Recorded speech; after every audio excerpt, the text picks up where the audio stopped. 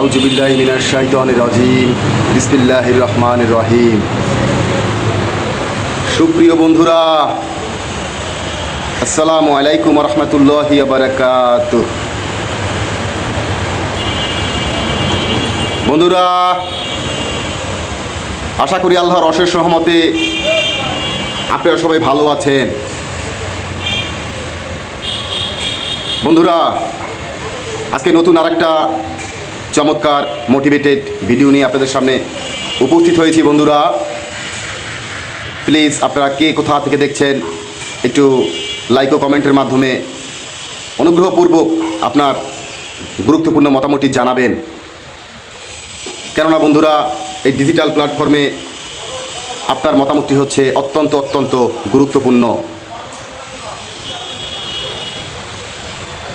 বন্ধুরা, কথা বেশি বাড়াবো না, ভিডিওর মূল বিষয়বস্তুতে চলে যাব। সেটা হচ্ছে কি, আজকের এই ভিডিওর মূল বিষয়বস্তু হচ্ছে বর্তমানে যে দেশে মাদকের উপরে জিরো টলারেন্স ঘোষণা করা হয়েছে।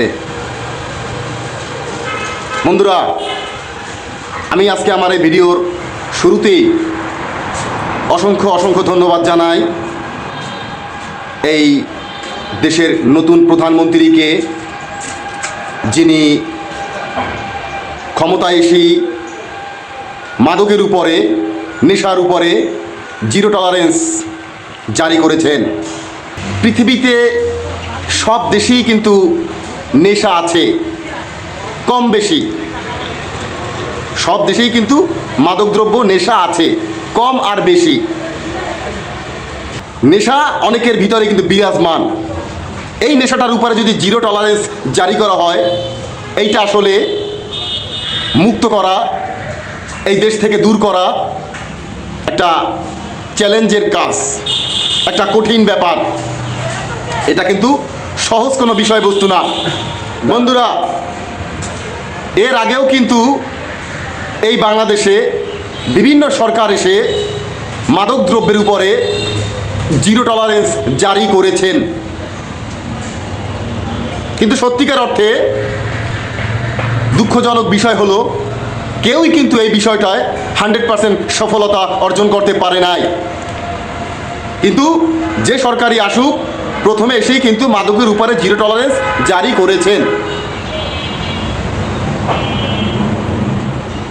এখন আমি খুব সংক্ষিপ্ত আকারে বোঝাতে চাই যে আসলে এই উদ্যোগটা, এই যে উদ্যোগটা জিরো টলারেন্স মাদকের উপরে, নেশার উপরে, এইটা যদি এই দেশের সরকার একলা নেয়, এই পদক্ষেপটা যদি এই দেশের সরকার একলা নেয়, তাহলে আসলে খুব সহজেই সাইন আপ করা সম্ভব না, সফলতা অর্জন করা সম্ভব না।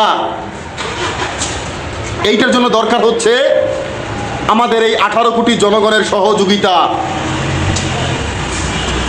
এদেশের সকল মানুষের একাত্মতা। যে আইনের হাতে ধরা খায়, যে প্রশাসনের হাতে ধরা খায়, সে অপরাধী হয়, তার অপরাধটা সামনে আসে। আর যে আইনের কাছে ধরা না খায়, সে সাধু সাজে, ফেরেশতা সাজে। বন্ধুরা, সব থেকে অবাক করা বিষয় হলো এইটা যে আসলে এই পৃথিবীর মানুষ আসলে কেউ তার নিজের দোষ প্রকাশ করতে চায় না। লক্ষ্য করেন বন্ধুরা, কেউ তার নিজের দোষ প্রকাশ করতে চায় না। আমি আমার জায়গা থেকে ভালো, ফেরেশতা। আপনি আপনার জায়গা থেকে ভালো, ফেরেশতা। উনি ওনার জায়গা থেকে ভালো, ফেরেশতা। এইটা প্রকাশ করতে চায়। কিন্তু এর ভিতরে কেউ যদি কট খায়, আইনের কাছে ধরা খায়, তাহলে সে খারাপ, তাহলে সে নেশাখোর, তাহলে সে মাদকদ্রব্য সেবন করে।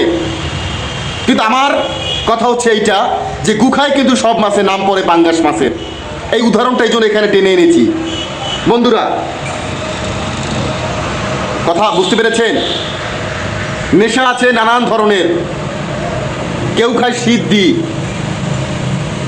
মানে যাকে বলে গাঁজা, ক্যানাবিস, মারিজুয়ানা, উইড, যে যেভাবে বলে।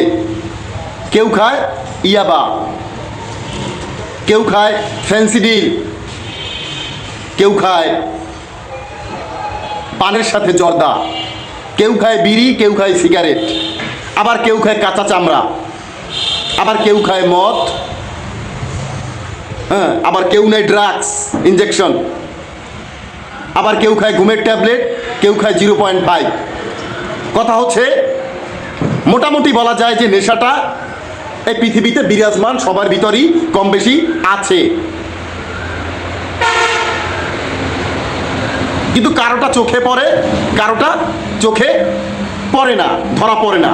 আর যারটা চোখে পড়ে সে হচ্ছে অপরাধী আইনের চোখে। এখন আমার কথা আছে আইনের চোখে না শুধু। খেয়াল করেন বন্ধুরা, আমি মুসলিম, আমার মুসলিম হিসেবেই চিন্তা ভাবনা করতে হবে। এই যে কয়টা মাদক দ্রব্যের নাম বলেছি এর ভিতরে কিন্তু কোনো একটা মাদক দ্রব্যের বা কোনো নেশার কিন্তু ইসলাম ধর্মে পারমিট নাই, কোনো পারমিশন নাই। অর্থাৎ ইসলাম ধর্মে যদি পারমিশন না থাকে সব কিছু বয়কট। আরও কত নতুন নতুন নেশা আছে যে আপনি আমি নাম জানি না, এলএসডি, আইস, বুঝতে পেরেছেন, অনেক কিছু আছে। তো আমার এই ছোট মস্তিষ্কে আমি জানি না, যে কটা জানি সেই কটা বললাম আর কি। ও হিরোইন। বন্ধুরা এখন বিষয়টা হচ্ছে নেশা আছে পৃথিবীর সকল দেশেই কম বেশি, এর ভিতরে সব থেকে ছোট নেশা হচ্ছে গাঁজা, মারিজুয়ানা, ক্যানাবিস, উইড, সব থেকে সাধারণ এবং প্রাকৃতিক নেশা। একমাত্র এই নেশাটায় পৃথিবীর বিজ্ঞানীরা অনেকটা উপকার খুঁজে পেয়েছেন। এই জন্য আপনারা খেয়াল করে দেখবেন, ইউটিউবে সার্চ দিলে পাবেন যে একমাত্র গাঁজাটায় কিছু উপকারের দিক আছে। অনেক দেশ আছে যেখানে গাঁজাটা স্বাধীন করা হয়েছে, উন্মুক্ত করা হয়েছে। বন্ধুরা এখন হয়তো আপনারা অনেকে বলতে পারেন যে তুমি কি গাঁজার পক্ষে নাকি? আরে ভাই, গাঁজা পক্ষ আর বিপক্ষের কোনো ব্যাপার না। কথা হলো এইটা যে আমি মুসলিম, ইসলাম ধর্মে যেটা নিষিদ্ধ করেছে ওটা নিষিদ্ধ, ওটার আর কোনো পারমিশন হবে না, যেটা না তো নাই। এইটা হচ্ছে মূল কথা। সবাই মিলে উদ্যোগ নিয়ে এটা করতে হবে, এটা কিন্তু সরকারের একার পক্ষে সম্ভব না। আবার যারা সমাজে যারা প্রশাসনিক ভাইরা আছে তাদেরও সততার সহিত এই জিনিসটার প্রতি উদ্যোগ নিতে হবে। বা প্রশাসনই যদি আবার মাদকদ্রব্যের সাথে কেনা বেচার সাথে যদি যুক্ত হয় তাহলে তো আসলে এটা কোনোভাবেই দূর করা সম্ভব নয়, যেটা সত্য কথা। বন্ধুরা পান খায়, আরে ভাই পানের ভিতর জর্দা খাইলে ওটাও নেশার ভিতর পড়ে, সিগারেটও নেশা, বিড়িও নেশা।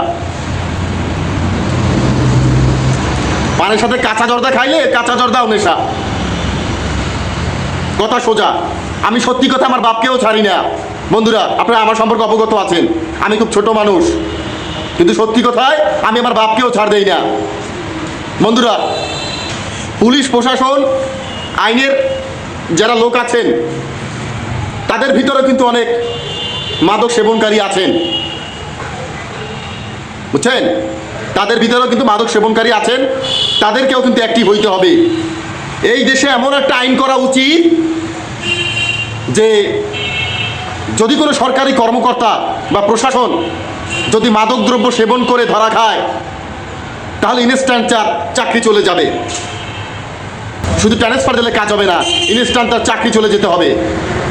এই ভয়টা যদি প্রশাসনের ভিতরে ঢুকানো যায় তাহলে প্রশাসন আর মাদকদ্রব্য সেবন করবে না। ডোপ টেস্টের নিয়ম চালু করতে হবে। ডোপ টেস্ট, কোনো প্রশাসনকে শরীর পরীক্ষা করে যদি ডোপ টেস্টের মাধ্যমে যদি মাদকদ্রব্য পাওয়া যায় তাহলে তার চাকরি চলে যাবে। ওই খালি সাধারণ জনগণের উপরে বেল ভেঙে খাইলে হবে না।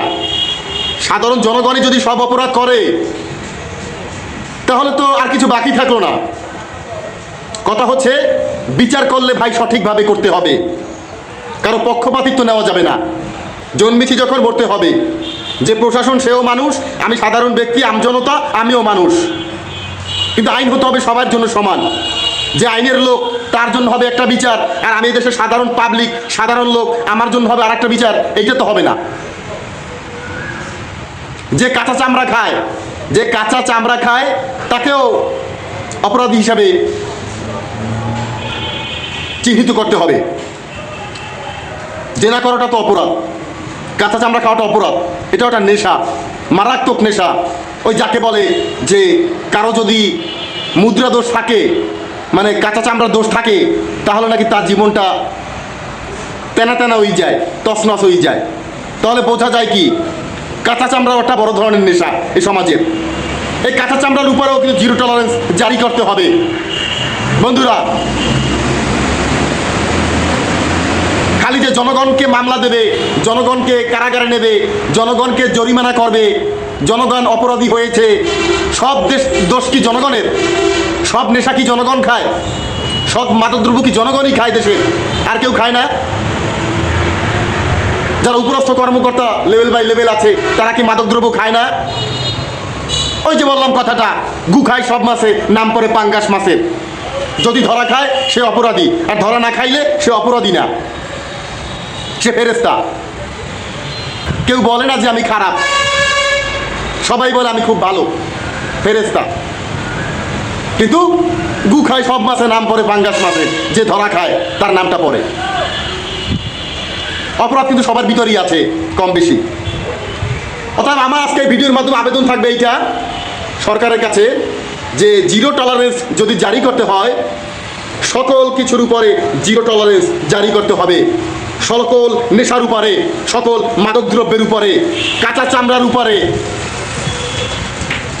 খালি জনগণের পকেট কাটলে কাজ হবে না, জনগণকে হানা দিলে কাজ হবে না, জনগণকে মামলা দিলে কাজ হবে না।